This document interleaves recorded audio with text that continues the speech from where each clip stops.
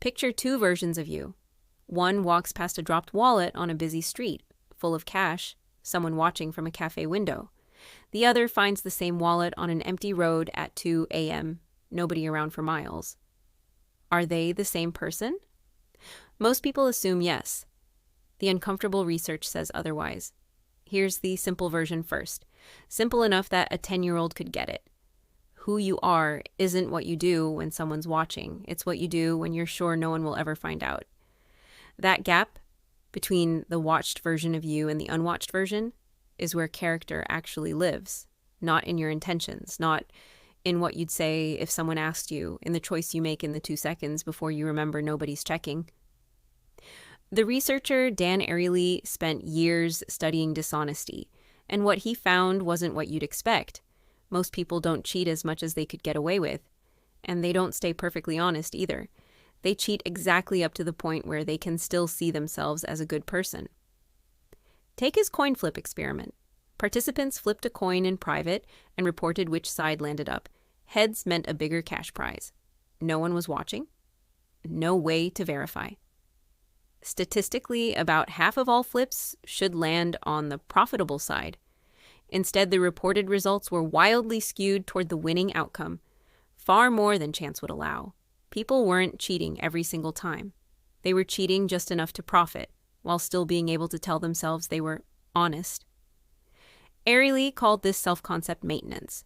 Your brain isn't actually trying to be honest or dishonest, it's trying to protect a story. The story that you're a good person. And it turns out that story is surprisingly flexible as long as you don't push it too far. This explains something that used to seem like a contradiction. Why does a genuinely kind person sometimes cut a corner nobody would ever notice? Why does someone who'd never steal a stranger's wallet still take office supplies home, or fudge a small detail on an expense report, or let a cashier's mistake in their favor slide without saying anything? It's not that their character switched off. It's that the unwatched moments are exactly where the story gets tested, and the brain is remarkably good at finding small exceptions that don't threaten the overall story it's telling about you. Here's where it gets more interesting. Ariely also found that small reminders of your own values, just before the moment of temptation, dramatically reduced cheating.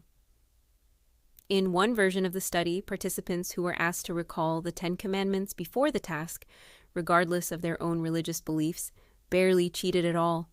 Not because the commandments themselves were magic, because the reminder interrupted the automatic drift and forced a conscious check against the story you're trying to maintain, which points at the real mechanism underneath all of this. Integrity isn't a fixed trait you either have or don't have. It's a gap that opens up automatically the moment external accountability disappears, unless something interrupts it. Nobody's watching isn't a neutral condition. It's actively an invitation for the gap to widen, quietly, in ways small enough that you can still feel like a good person while it happens. So the real question isn't, am I an honest person?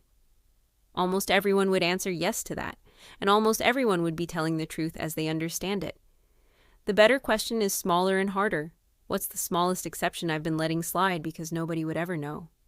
Not the big things, the tiny ones, the ones so small they don't even feel like a choice anymore, because that's where the actual gap lives, not in some dramatic moral test you'll face once in your life.